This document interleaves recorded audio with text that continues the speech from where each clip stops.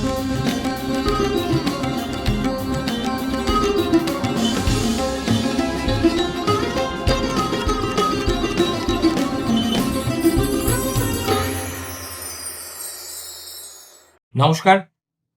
বেশ কিছুদিন আগে আমি একটা আমার মতো করে আমার ফেসবুক এবং যেখানে আমার গতিবিধি আছে সেখানে একটা ছোট্ট বিজ্ঞাপনের আকারে আবেদন করেছিলাম যে আমি কয়েকজন একেবারে কচি কাঁচা সহকর্মী খুঁজছি, যাদের আমার পাঠশালায় প্রশিক্ষণ দিয়ে একেবারে লোহা আগুনে পোড়া লোহার মতো করে দেবো। আজকে তার প্রথম পরীক্ষা আপনাদের কাছে হাজির করছি। আজকে আমার দুই সহকর্মী, একজন রাজ ঘোষাল, সে ফটোগ্রাফার, অনেকের কাছেই পরিচিত, দীর্ঘদিন ধরে আমার সঙ্গে কাজ করেছে এবিপি আনন্দে, কলকাতা টিভিতে। কিন্তু আজকে যে মেয়েটি এই বিকাশ রঞ্জন ভট্টাচার্যের মতো একজন হেভিওয়েট আইনজীবী এবং রাজনৈতিক নেতার ইন্টারভিউ করেছে আমাদের বাংলা স্ফিয়ারের হয়ে, তার বয়স শেষ হবে, পাশ করেছে প্রেসিডেন্সি ইউনিভার্সিটি থেকে সোশিওলজিতে MA করেছে। এবং তাকে যখন আমি আজকে দুপুরবেলা ফোন করে বলি যে তোকেই যেতে হবে এবং এই ইন্টারভিউটা করতে হবে, সে প্রথমে অবশ্যই একটু নার্ভাস হয়েছিল, কিন্তু তারপরে সদর্পে গিয়ে করে এসছে। আজকে সেই জন্যে কিছুটা গর্ব এবং কিছুটা আত্মতুষ্টির সঙ্গে এদের দুজনকে আমি আপনাদের সামনে পেশ করছি। ইন্টারভিউ নিয়েছে অলিভিয়া আর ছবি তুলেছে রাজ। এরা কিন্তু বাংলা স্ফিয়ারের পরিবারের প্রথম সদস্য আমি ছাড়া যারা ক্যামেরার সামনে এলো।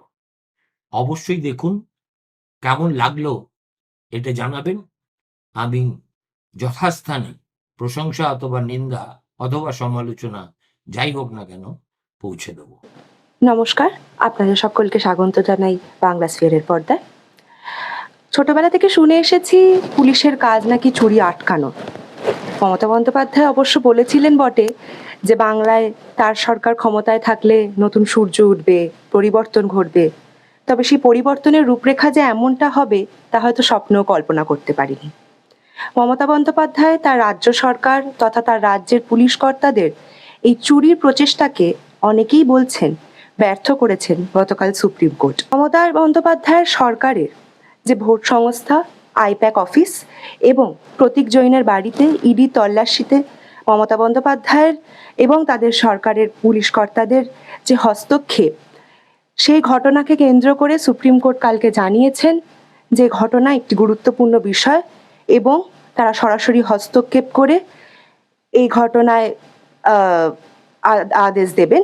এবং সেই বিষয় সুপ্রিম কোর্টের কতটা যে গুরুত্বপূর্ণভাবে দেখেছেন এই ঘটনাটিকে, সেই নিয়ে এখনো মানুষের মনে কিছু সন্দেহ রয়েছে। সেই সন্দেহ নিয়ে সেই আলোচনায় আজ আমাদের সঙ্গে রয়েছে বিশিষ্ট আইনজীবী শ্রী বিকাশ রঞ্জন ভট্টাচার্য। নমস্কার বিকাশ বাবু। কাল সুপ্রিম কোর্ট যে অন্তর্বর্তীকালীন আদেশ দিলেন সে সম্পর্কে আপনার মূল্যায়ন? এই আদেশ দেওয়াটা বাঞ্ছনীয় ছিল, এছাড়া অন্য কোন আদেশ দেওয়ার উপায় ছিল না সুপ্রিম কোর্টের কাছে। এটা প্রকৃতপক্ষে তো একটা সাংঘাতিক আইন ভঙ্গকারী ঘটনা যা ঘটিয়েছেন রাজ্যের মুখ্যমন্ত্রী, অন্য কেউ নন। এবং এই ঘটনা ঘটাবার পর কেন্দ্রীয় তদন্তকারী সংস্থা আধিকারিকদের বিরুদ্ধে রাজ্য পুলিশ কিন্তু FIR দাখিল করিয়েছে। এটা আরেকটা মারাত্মক ভারতবর্ষের কনস্টিটিউশনাল ডেমোক্রেসিতে যে ফেডারেলিজম আছেন, ফেডারেল ক্যারেক্টার, তাকে ধ্বংস করার পরিকল্পনা। সেই জন্য সুপ্রিম কোর্ট সঠিকভাবে স্থগিতাদেশ দিয়েছেন এবং মামলা শুনবেন বলে রাজ্য সরকারের হলফনামা চেয়েছেন। আগামী দিনে শুনানি হবে। আমরা আশা করব যে সুপ্রিম কোর্ট এই ক্ষেত্রে অন্তত পক্ষে ভারতবর্ষের সংবিধান নৈতিকতা, যাকে আমরা বলি কনস্টিটিউশনাল মোরালিটি, এবং রাজ্য কেন্দ্রের পারস্পরিক যে সাংবিধানিক দায়িত্ব সেই সম্পর্কে নির্দিষ্ট আদেশ দেবেন।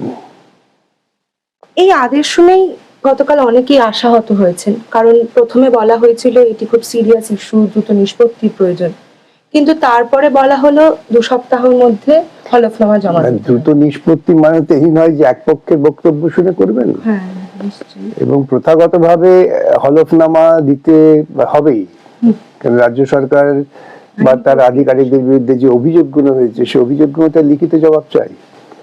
মুখে আমি অনেক কথা বলে দিতে পারি, কিন্তু লিখিত জবাব দিলে কিন্তু দায়বদ্ধতা এসে যায়। সুতরাং সেখানে যা বলা হবে সেখান থেকে তারা চট করে না আমি এটা বলিনি, ওটা বলতে চাইনি, উনি তো এইটা ভেবেছিলেন, এইসব বলা যাবে না। সেই জন্যই হলফনামা দাখিল করেই মামলা শুনানি করাটা খুব গুরুত্বপূর্ণ, এবং বিষয়ের গুরুত্ব উপলব্ধি করেই তারা অন্তর্বর্তীকালীন আদেশ হিসেবে কিন্তু রাজ্য সরকারের পুলিশের দাখিল করা এফআইআর তাকে স্থগিতাদেশ দিয়েছেন, যেটা একটা খুব ব্যতিক্রমী ঘটনা।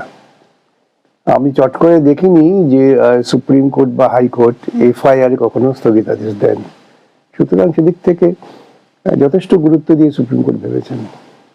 আরেকটা প্রশ্ন আমার এখানে আসছে যে সুপ্রিম কোর্টের বিচারপতি প্রথমে বললেন 3 দিনের মধ্যে হলফনামা জমা দিতে হবে, তারপর সিব্বাল এবং সিংভির আবেদন মেনে নিলেন। এই বিষয়গুলো আলোচনার বিষয়ই নয়। 3 দিনে বলেছে, হয়তো 3 দিন পারবে না, 2 সপ্তাহ সময় চেয়েছে।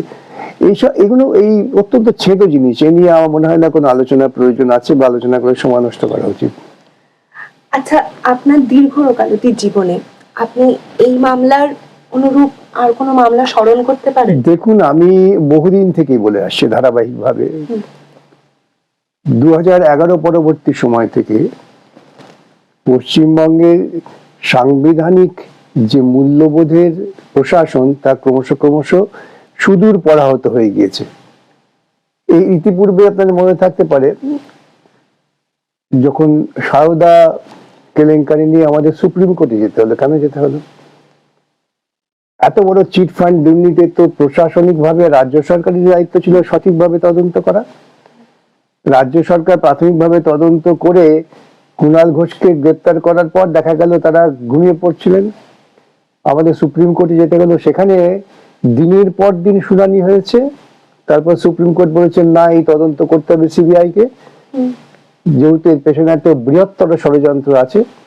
এবং সুপ্রিম কোর্ট বলে দিলেন যে এই চিট ফান্ডের টাকার যারা সবচেয়ে বেশি বেনিফিশিয়ারি, যারা সুবিধাভোগী, তাদের চিহ্নিত করে ব্যবস্থা নিতে হবে। এবং বেনিফিশিয়ারি ছিলেন মমতা। আপনারা তখন অনেকেই প্রচার করেছেন না, সততার প্রতীক, গোটা রাজ্য জুড়ে সততার প্রতীক ছেয়ে গিয়েছিল তো চিট ফান্ডের টাকায়। কুণাল বাবু তিনি প্রতিদিন তার কি একটা পত্রিকা না কি একটা চ্যানেল ছিল, সেখানে মমতার প্রচার করতেন, তার চিট ফান্ডের টাকায়। সেই তদন্ত কিন্তু এগোলো না। এবং তারপর যখন চাপের মুখে পড়ে সেই তদন্তের জন্য রাজীব কুমারকে, তখন তিনি কমিশনার অফ পুলিশ, সিবিআই জিজ্ঞাসাবাদ করতে এলেন, তখন মুখ্যমন্ত্রী একই ঘটনা ঘটিয়েছিলেন। কেন্দ্রীয় তদন্তকারী সংস্থা তখন কি হয়েছে, ঠুটে জগন্নাথ কিচ্ছু করেননি।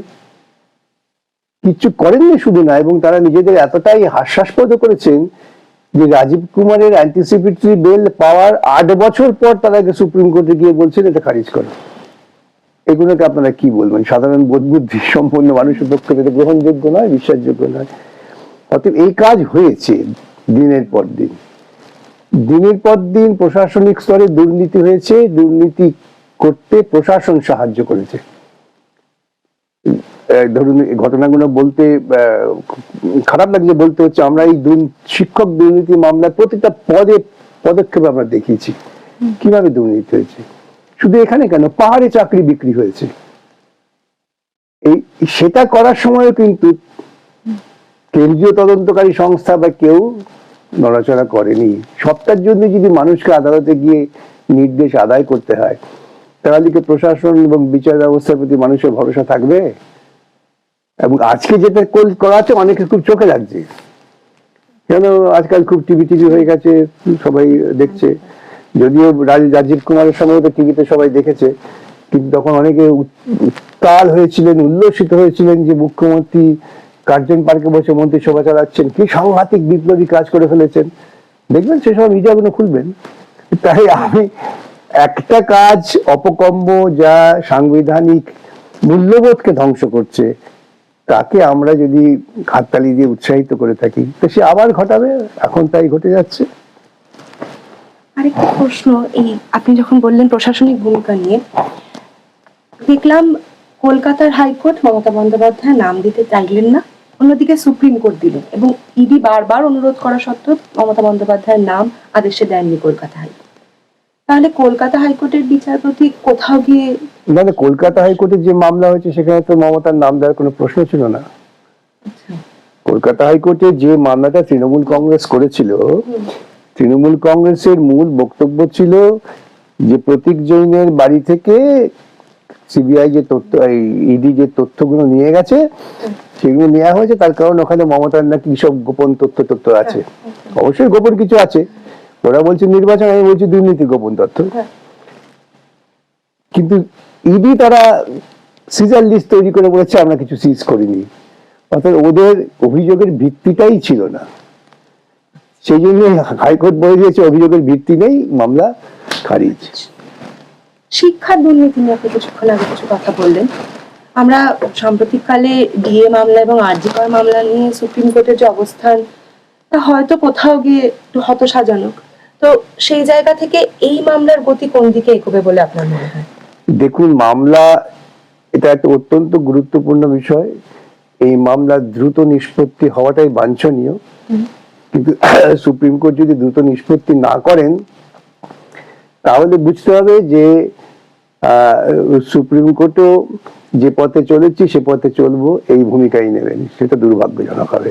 ভারতবর্ষের সাংবিধানিক গণতন্ত্রের পক্ষে একটা সংকট তৈরি হচ্ছে ক্রমশ আমরা দেখতে পাচ্ছি। আমরা দেখছি এই সুপ্রিম কোর্টের কিছু বিচারপতি, তারা দুজন তরুণ, তারা তাদের ভিন্ন মত প্রকাশ করেছেন, বিক্ষোভ করেছেন, 5 বছরের উপর জেলে আছেন, তাদের ছাড়ছে না। আর চোর গুন্ডা বদমাইশ ধর্ষণ করে ছাড়া হয়েছে তাদের পর্যন্ত রেহাই দিচ্ছে। আমরা একটা অদ্ভুত এখন সাংবিধানিক মূল্যবোধের সংকটের মধ্য দিয়ে যাচ্ছি। এটাকে আমাদের ভাঙতেই হবে, কেন মানুষই ভাঙবে, সেই মানুষকেই আমরা সমাবেত করার চেষ্টা করছি। শেষ প্রশ্ন, আপনি অনেকবারই বলেছেন যে মুখ্যমন্ত্রী এবং তার ভাইপো হয়তো সাম্প্রতিককালে তাদের জেলে যাওয়া কেউ ঠেকাতে পারবে না, এটা কি আপনার পুরোপুরি অনুমান নাকি? না, আমি তো হিসেব করে দেখিয়ে দিতে পারি। হিসেবটা যদি একটু খতিয়ে। এই যে দুর্নীতি হয়েছে, চাকরি বিক্রি হয়েছে, চাকরি বিক্রি হওয়ার পর ক্যাবিনেটে তারা সিদ্ধান্ত করেছেন নতুন পদ তৈরি করছি, তার কারণ যে দুর্নীতিমূলক চাকরি প্রার্থীদের রক্ষা করার জন্য।